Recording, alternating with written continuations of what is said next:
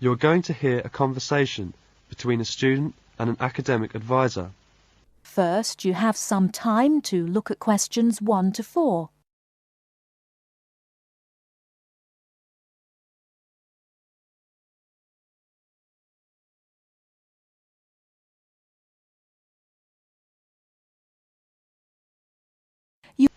Hello there, you must be Jane. Please come in. My name is Mrs. Dunstan. Hello, Mrs. Dunstan. Pleased to meet you. All right now, let's see. Now, you're interested in attending university in Canada, is that right? Yes, and I have a lot of questions to ask you. Okay, but before I begin to answer your questions, I need to ask you a few questions first. Now, your major is... Engineering. Mechanical engineering. Right, and where did you graduate? I graduated from the Beijing Institute of Machinery in July 1998. I completed my bachelor's degree. Okay, now, I'm assuming you'll want to continue studying in that field, am I right? Actually, I'd prefer to do an MBA if possible. But if I have no other choice, then I'll continue in mechanical engineering. Okay, now, are you familiar with the requirements for an MBA degree? Yes. Before you hear the rest of the conversation, you have some time to look at questions 5 to 10.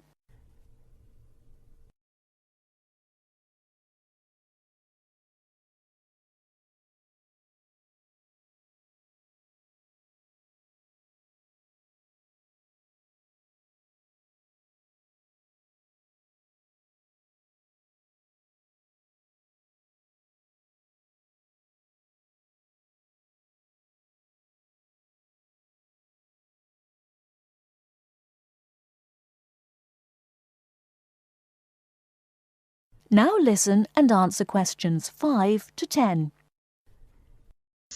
I think I need to do well on the GMAT, and I'll definitely need the TOEFL or IELTS, right? That's right. You'll need at least 600 on the TOEFL or 6.5 on IELTS. In addition, you need to have completed a bachelor's degree too. Did you take the GMAT yet? No, but I plan to take it in August. The requirements for a master's degree in engineering are a little different. You'll need to take the GRE and of course the TOEFL or IELTS. I see. And when do I start to apply? The best time to start the application process is in November or December of the year prior to your intended year of study. Application forms are usually available in September or October. Which schools in Canada offer the MBA degree? Of the approximately 50 universities in Canada, 20 offer an MBA. Here's a small booklet summarising Canadian university programmes. You'll find all the information on page 22. Great. Thanks. And how about tuition and scholarships?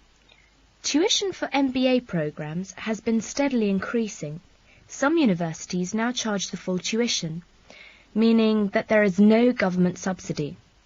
Those universities cost about $10,000 per year, and it's a 2-year programme. Other universities are still government subsidised, so the tuition is only about $4,500 per year. In terms of scholarships, usually the top 5 students entering the MBA programme are given a generous scholarship. All other students have to pay the full fees. International students have to pay the full tuition. That's $10,000 per year. Oh. Is it very difficult to get into an MBA programme? Yes. In fact, the competition is very strong. MBA graduates have a pretty easy time finding a job, so many students are eager to do the programme thinking it will guarantee them success in their careers. Well, it sure does sound like an excellent way to start a promising future. What is the school year like? Classes begin in September each year and finish before Christmas. They resume after New Year and finish at the end of April. And after April? Why, that's your summer holiday. Sounds great. I want to thank you, Mrs. Dustin, for all your help. I really do appreciate it. You're very welcome. And if you have any other questions, please feel free to contact me. You know my number, right? I sure do. Thanks very much. Goodbye. That is the end of part 1. You now have half a minute to check your answers.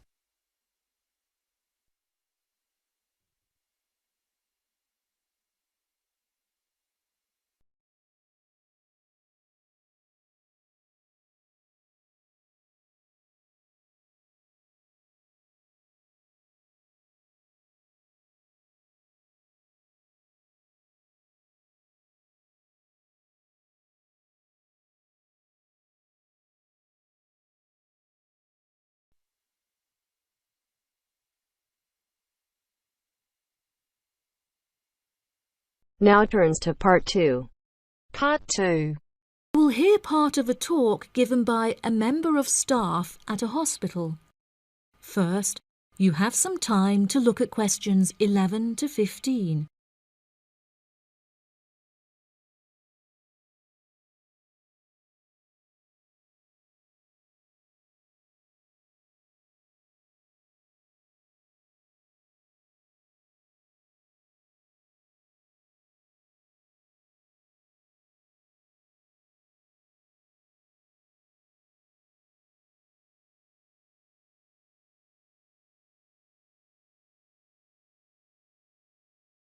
Now listen carefully and answer questions 11 to 15. Hello, and welcome to the homepage for the Healthy Hearing Medical Clinic and Surgery, where we'd like to share a little more information about the services we provide and more. Our hospital is one of the leading specialised hospitals in the United Kingdom, attracting the very best healthcare professionals from around the globe. Not only are we a leading medical practice, but we are also the only hospital in the United Kingdom dedicated entirely to the treatment of and research into the curing of hearing loss. Our facilities and staff here are renowned across Europe, attracting thousands of patients a year. Our consultations can number anything up to 11,000 patients a year. However, we aim to treat around 5,000 patients a year so as to maintain and ensure the quality of our services. Our patients are guaranteed the highest standard of care, as well as the use of our first-class facilities. All patients requiring overnight treatment are provided with their own private room with ensuite facilities, as well as a state-of-the-art entertainment centre, which includes a flat-screen LCD television and PlayStation. Appointments with our healthcare professionals can be made at any time during the week, with female doctors available between 8 a.m. and 11 a.m. If you need to see a doctor outside of these times, please visit the Out of Hours page of our website for more information. Our doctors are all trained to an exceptionally high standard and practice a vast array of specialities. Mr. Roberts is a fully qualified ear and throat specialist. Mr. Edwards is a pediatric hearing specialist, while Mr. Green specializes in reversing hearing loss. For more details about our people, please visit the staff members page on our website.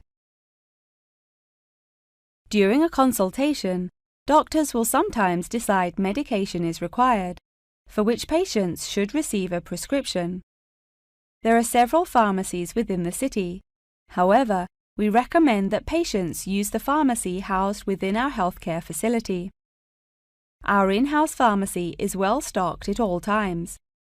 Our products are competitively priced, and our pharmacists are on hand to help and advise from 8 a.m. until 10 p.m. from Monday to Saturday, and from 9 a.m. until 12 p.m. on Sundays. If you require any help outside of these hours, please see our Out of Hours page on the website. Since the Healthy Hearing Medical Clinic and Surgery also functions as a teaching hospital, we aim to provide our students with every opportunity to expose themselves to medicine in practice. Therefore, we would like to encourage our patients to give their consent for a medical student to attend their consultations. If our patients are not comfortable with this, there will be a form at reception where patients will be able to opt out. Before you hear the rest of the talk, you have some time to look at questions 16 to 20.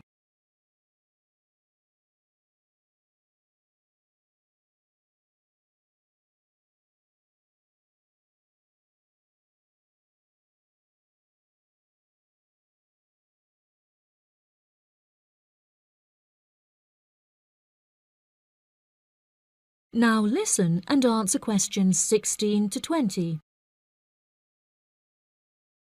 Now, please look at the map I've given you of the Healthy Hearing Medical Clinic and Surgery. For those not familiar with our practice, reception can be found through the main door at the end of the corridor. If your consultation is booked with Mr. Green, you need to go through the main door and turn right by the nurse's desk, and his office is at the end of the corridor on your left-hand side. If you need to alter any of your personal details, please visit our secretary at the Office for Medical Records, which you will find next to the therapy room. If you're awaiting surgery, please first check in with reception before taking the first door on the right after you enter the clinic. Finally, in the event that you feel disappointed with any of the services we have provided, or have any further questions, please locate our manager's office, which can be found near the Office for Medical Records and between two closets. If you have any more questions about the Healthy Hearing Medical Clinic and Surgery, please do not hesitate to contact us on 01 256 111 111. That is the end of part 2. You now have half a minute to check your answers.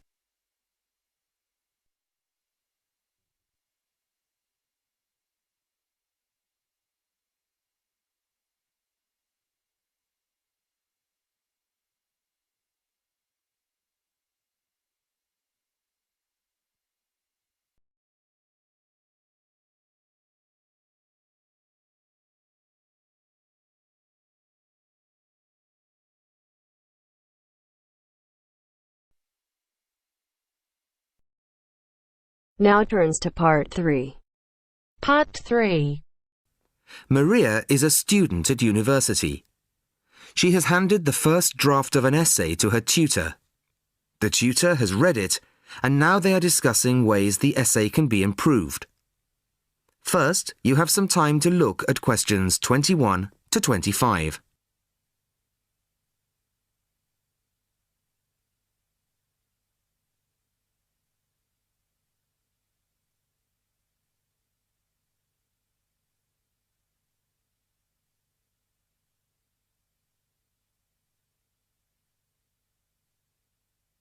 Listen carefully to the first part of the conversation and answer questions 21 to 25. Well, Maria, I have to say I was quite impressed by your essay. It's a big improvement on the last one. Really? I'm glad. I put a lot more work into this one. I really spent ages on it. And it shows. You've addressed most of the problems I pointed out last time. In particular, the style and language are much more appropriate for an academic essay. So that aspect is okay? Absolutely. If you carry on like this, you shouldn't have any significant problems in that department. That's a relief. I've been quite worried about that, although I've been reading a lot of other essays to try to get the right style. Well, I'd say you've been successful. There are just one or two minor things you could look at. Your punctuation's quite basic. It's really just full stops and commas. And parentheses. Brackets? Yes, brackets if you prefer. In academic writing, these are best used only occasionally, if at all. You use them rather too often. Okay, I see. And I'm sorry to mention it, but your spelling. I know. But I'm working on a foreign computer. The spell checker doesn't work for English. Are you sure? Have you tried changing the setting to English? No, I haven't. Well, I should see if that's possible. I haven't marked you down this time, but, well, some of my colleagues are a bit old-fashioned about spelling. I'd try to get that sorted out if I were you. Okay, I understand. I'll try to change the setting. Before you hear the rest of the conversation, you have some time to look at questions 26 to 30.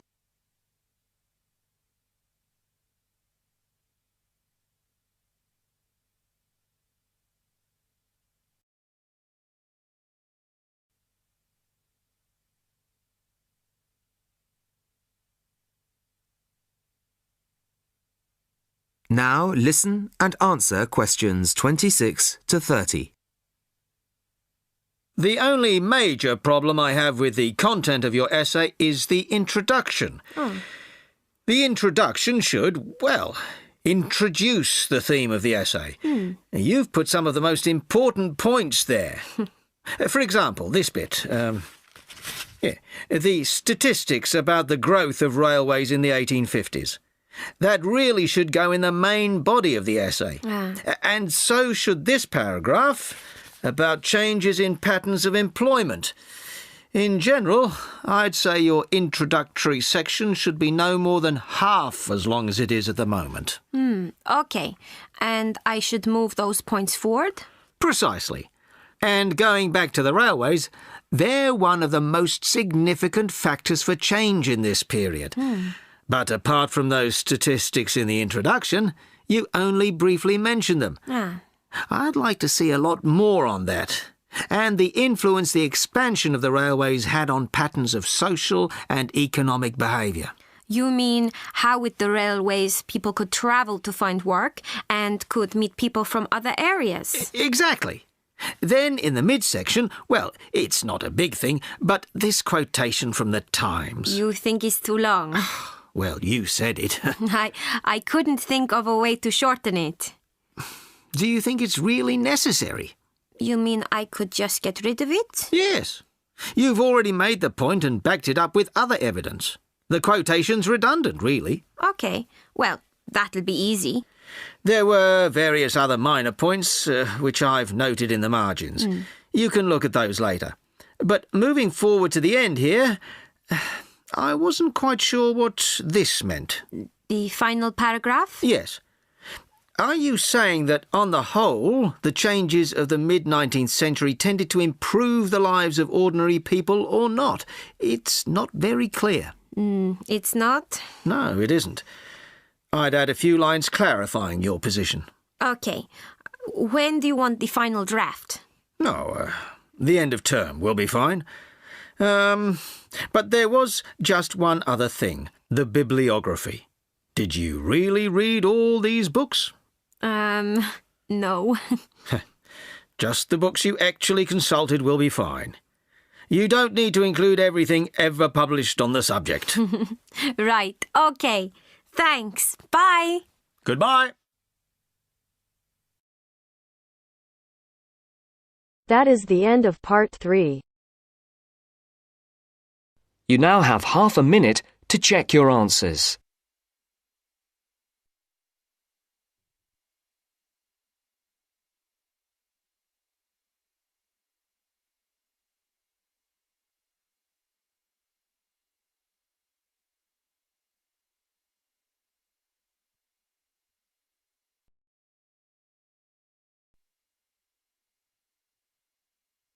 Now turns to part 4.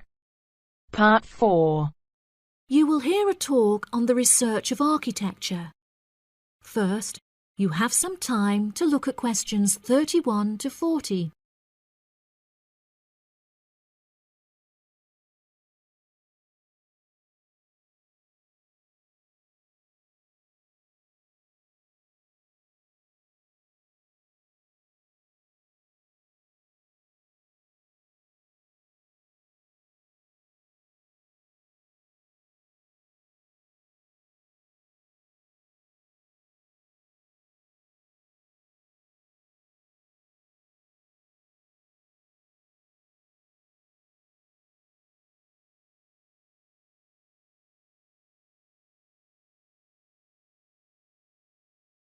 Now listen carefully and answer questions 31 to 40. Welcome, class, to your very first lecture in this series on architecture, conducted by myself, Dr. Torben Dahl. Today we will be looking into the relationship between climate and architecture, where I will be giving you a critical overview of the main climate influences that shape the design of buildings. Throughout this lecture series, we will be looking at the latest research into climatic design carried out by experts in the field, in addition to case studies and examples drawn from modernist practice, both in cities and rural areas. Now, acid rain is one of the climatic elements with the most devastating effects on our architecture. The chemicals in acid rain can cause paint to peel, corrosion of steel structures such as bridges, and erosion of stone statues. Since the 1970s, our government has been making great effort to reduce the release of these chemicals into the atmosphere, with positive results. Private organisations have also been raising awareness and funds, and recently received a huge donation from the bank. It is interesting to look at the studies that have been carried out into the effects of acid rain at varying altitudes. Research has shown that there are lower levels of acid in the damaging pollutants at higher altitudes, meaning that skyscrapers are much less vulnerable to the negative effects, as they are exposed to acid rain with far lower levels of damaging pollutants. Recently, the ALTA project was founded to carry out further research into acid rain. This project is directed towards studying the effects of acid rain on old, traditional buildings of stone construction that are vulnerable to damage caused by acid rain. Masonry is particularly vulnerable as it is easily corroded and weakened by the acidic chemicals. It is imperative that we protect these buildings, as they are valuable examples of our history and culture.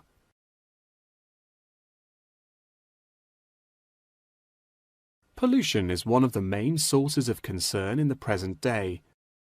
The construction industry contributes considerably as a source of pollution in its day-to-day processes of creating building materials such as concrete and glass. However, more new sustainable methods are being developed to counter this. A recent case study for this is Sky Tower, whose windows have been made from recycled glass to prevent pollution from the glass-making process. Water is the most problematic element to be considered in construction. It is imperative that construction elements, such as the insulation, are fitted into the building in dry weather to prevent it from getting wet. This makes winter an undesirable season for construction, as the heavy rainfall can have adverse effects on the building. Another climate type that has an enormous effect on buildings is humidity. Constructions made of steel and stone are largely unaffected by humidity. However, it can have a serious effect on wooden constructions if the timber has not been correctly treated. Moisture from the air can condense in the grain of the wood, which then swells and shrinks in proportion to the magnitude of change in its moisture content.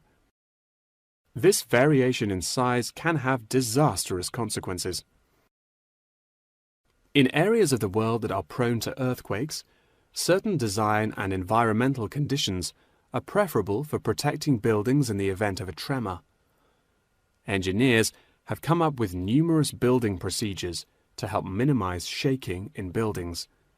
For example, tall buildings have height restrictions and counterweights, and multi-story buildings have reinforced floors and walls.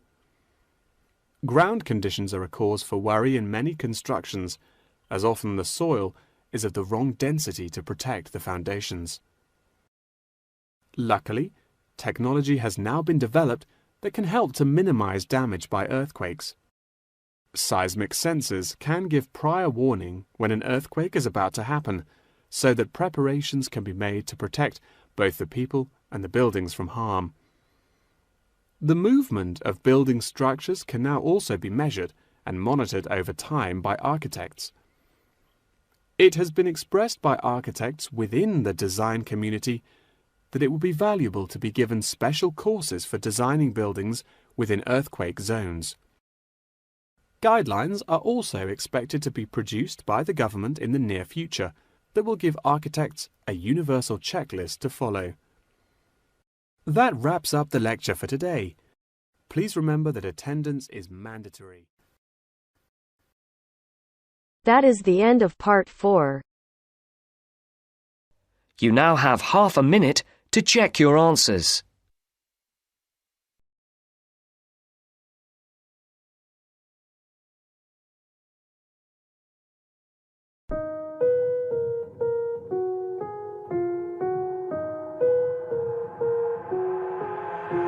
I've got an itch I can't scratch, I'm missing a piece that completes a whole part of me, an open wound scar to see. Everybody come here, gather round, welcome to the freak show, the best in town. What the hell's wrong with me? I don't get along with anybody, honestly. I've been living in my own head constantly, thoughts jumbled round, think I need a new lobotomy. Wait, all these thoughts are too negative, I don't wanna get lost in the sedative. Gotta show them what I got, I'm competitive. You know I'm about to go off, I won't let them win, I'll take a stab. I wanna chase a bag, I wanna weigh